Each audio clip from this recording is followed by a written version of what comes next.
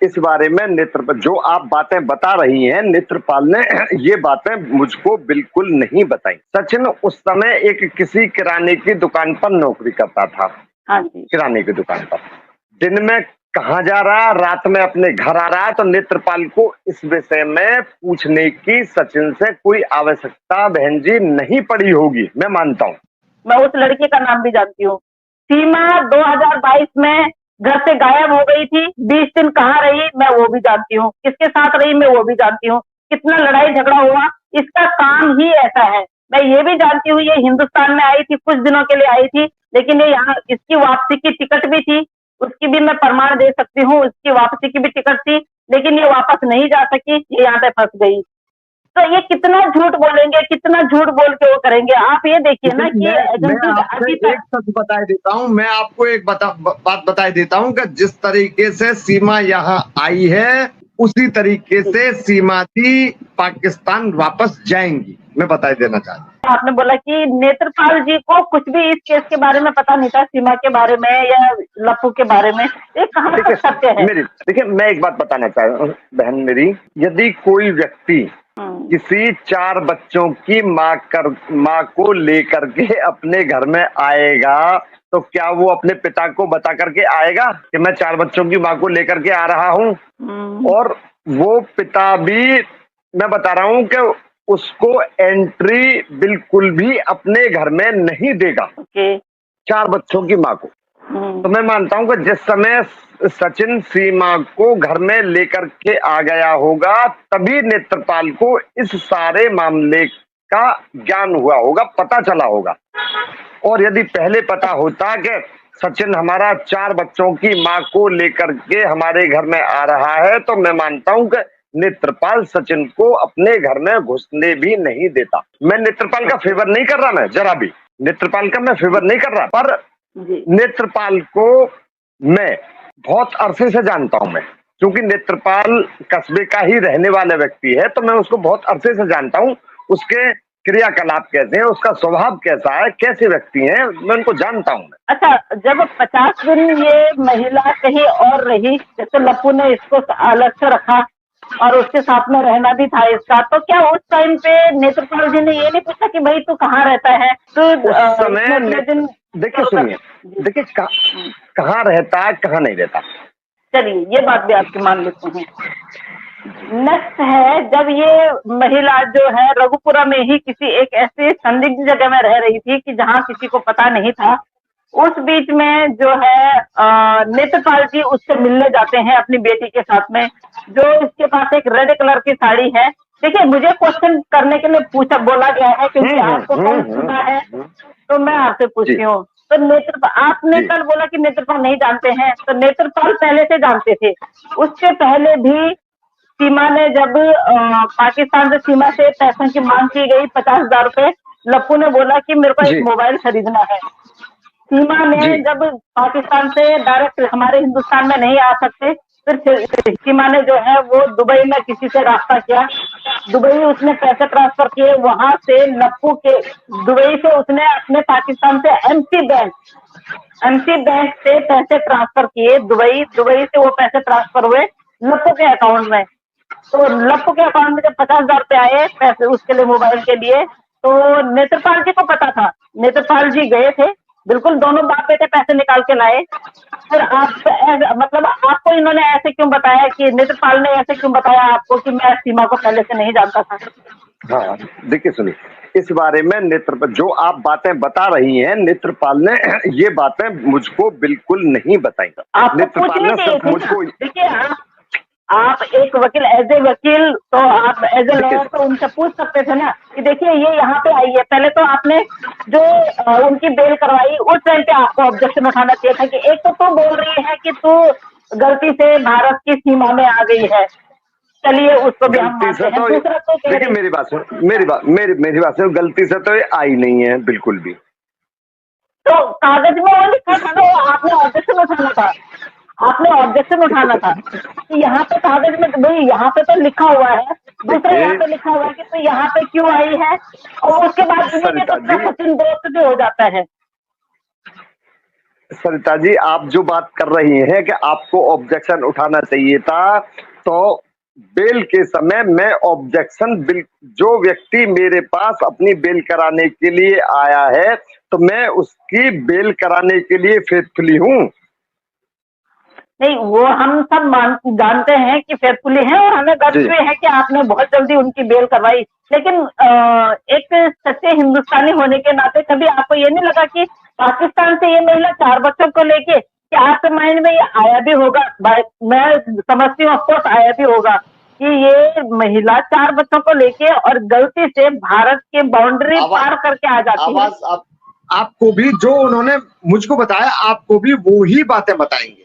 Sir, मैं तो कह रही हूँ, मुझे अगर एक मौका मिले ना और मैं सचिन के और सीमा के सामने जाऊं, तो इस बात की मैं गारंटी देती हूँ कि मैं सही बुलवा लूंगी, क्योंकि मुझे इतनी सारी बातें पता है इनके बारे में। जिस लड़की के साथ में, मैं उस लड़की का नाम नहीं लेना चाहती हूँ, जिस लड़की के साथ में जाके सीमा ने यहाँ ट्रांसफर पैसे करवाए, उस लड़की के नाम, उस लड़की का नाम भी मैं जानती हूँ। मैं उस लड़की का नाम भी जानती हूँ। सीमा 2022 में घर से गायब हो गई थी, 20 दिन कहाँ रही मैं वो भी जानती हूँ, किसके साथ रही मैं वो भी जानती हूँ, कितना लड़ाई झगड़ा हुआ, इसका काम ही ऐसा है। मैं ये भी जानती हूँ ये हिंदुस्तान में आई थी, कुछ दिनों के लिए आई थी, लेकिन ये यहाँ, इसकी वापसी की टिकट भी थी, उसकी भी मैं प्रमाण दे सकती हूँ, उसकी वापसी की भी टिकट थी, लेकिन ये वापस नहीं जा सकी, ये यहाँ पे फंस गई। तो ये कितना झूठ बोलेंगे, कितना झूठ बोल के वो करेंगे? आप ये देखिए ना कि एक सच बताए देता हूँ, मैं आपको एक बात बताए देता हूँ कि जिस तरीके से सीमा यहाँ आई है, उसी तरीके से सीमा जी पाकिस्तान वापस जाएंगी, मैं बताए देना चाहता हूँ। नहीं, वो तो जाएंगे, ऑफकोर्स की बात है, वो हमें पता है जाएगी, क्योंकि पहले यहाँ पे 5 साल की सजा भुगतेगी, उसके बाद जाएगी, वो भी हमें पता है। लेकिन जो बातें आपको नहीं बताई गई, तो मेरा फर्ज था कि मैं आपको बताऊं। आपसे झूठ बोल के बेल ली गई, आपको झूठ बोला गया। सरिता जी, मेरी बात सुनिए कि जो बातें मुझको नहीं बताई गई, वो किसके माध्यम से नहीं बताई गई? किसने उनसे मना किया कि हेमंत पाराशर को ये बातें मत बताना? जिस समय मैंने सीमा की बेल कराई, तो उसके 2 दिन बाद ही एपी सिंह इनके घर में आ गया था, और एपी सिंह ने इनको अपनी पूरी पाठशाला इनके घर में अपनी खोल दी थी, और एपी सिंह उनको तब से लेकर के आज तक पढ़ाता आ रहा है। और जो बातें एपी सिंह कह रहा है, इनसे कहलवा रहा है, वही बात ये व्यक्ति कह रहे हैं।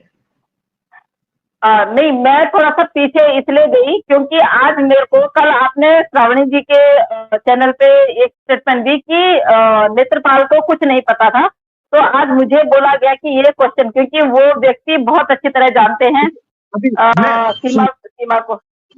सरिता बहन, मैं बता देना चाहता हूँ कि नेत्रपाल मोमिन जी कल मेरे पास आए थे कोर्ट में, और रामनवमी वाले दिन नेत्रपाल स्वयं मेरे घर आए थे, नवमी जी, जी। तो नवमी वाले दिन नेत्रपाल जी मेरे पास करीब 1.5 घंटे बैठ करके मेरी और उनकी बातें हुई।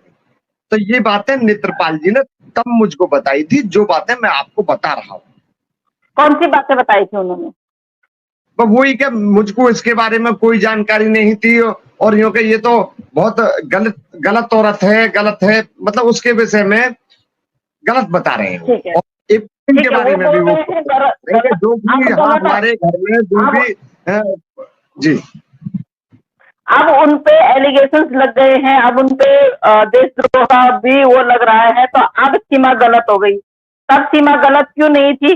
जब उन्होंने बोला मेरी बहू है, दूध धुली बहू है, ये है वो है, तब क्यों नहीं हुई थी सीमा गलत उनके लिए? मैं आपको एक स्टेटमेंट भी सुनवाना चाहूंगी, तब तक आप बोलिए, कोई बात नहीं है, थोड़ा सा इसमें इशू है, वो हो जाएगी, मैं आपको सुनाऊंगी। और मैं चाहूंगी कि नेत्रपाल को भी सही बोलना चाहिए। नेत्रपाल अगर बचना चाहता है तो भाई देखो, सुना था, मैंने भी सुना था कि मैंने भी सुना था कि नेत्रपाल ने कहा था कि सीमा बिल्कुल मेरी बहू दूध धुली है, दूध धुली है, मैंने भी सुना था। पर लेकिन ऑब्जेक्शन क्यों नहीं उठाया? मैं जी ऑब्जेक्शन मैं यूं नहीं उठा सकता था जी, वो जो आप दिखा रही हो मैंने सुन लिया था बहुत पहले। अब जब रामनवमी के दिन वो आपके पास आए थे, तो आपको एक क्वेश्चन रेंज करना चाहिए था। सर देखिए, आपको बोलना चाहिए था कि भाई देखो, मैंने तेरी स्टेटमेंट सुनी, जिस दिन मैंने बेल दी उस दिन ये सिर्फ सचिन की दोस्त थी, आज तो ये बहू कैसे बन गई?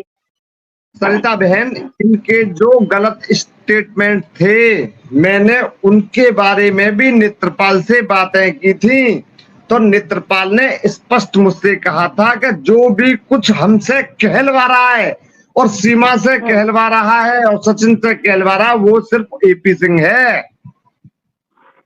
तो मैं ना पता नहीं, मेरे को ना एक वो हो रही है, मेरे सामने होता ना, मैं ऐसा पंच मारती नेत्रपाल के मुंह पे भी। थाने इसके लिए गुम हो गए हैं, थानों पे ताले लग गए हैं, 100 नंबर घुमा, पुलिस बुला कि भाई हम यहाँ पे ये हो रहे हैं, पकड़वा उन लोगों को, क्यों चुप है? ये राइट तो है ना उनको अपने लिए लड़ने के लिए, क्या अपने लिए लड़ने के लिए भी राइट नहीं उनको पता? सीमा इतनी पिट रही है, सीमा को क्या 100 नंबर का 24 घंटे फोन पे लेके रहती है, नाचना गाना कर दी है, और उसके बाद जाके रास्ता कर रही है वहां पे, क्या बोलते हैं पाकिस्तान में, कि मेरे साथ में जुल्म हो रहा है। यहाँ की जब तेरे साथ में वहां जुल्म होता था तो न्याय मांगने यहाँ आई, अब तेरे साथ में यहाँ पे जिस घर में तो रह रही है वो जुल्म कर रहे हैं और जुल्म करवा रहे हैं उनसे। उसके बाद तो जाके पाकिस्तान में, तेरे को पाकिस्तान से पता है, तेरे को पता है कि पाकिस्तान में हो जाएगा ये सब कुछ। उसके बाद तो फिर यहाँ पे ऐसे कैसे करवाने अपने, क्या बेवकूफपंथी है ये? क्या ये वहां से न्याय मांगने तो यहाँ आती है, यहाँ पे होता है फिर तेरे को पता है कि वहां मेरे को न्याय मिल जाएगा। मतलब इसने बेवकूफ समझ रखा है क्या जनता को? नेत्रपाल इतना बेवकूफ है कि नेत्रपाल को पता नहीं है कि अगर इनसे बुलाया जा रहा है, नेत्रपाल के क्या उंगली पकड़ के लिखवा रहे हैं? नेत्रपाल में इतनी अकल नहीं है कि एक बार पुलिस स्टेशन चले जाए? क्या होगा?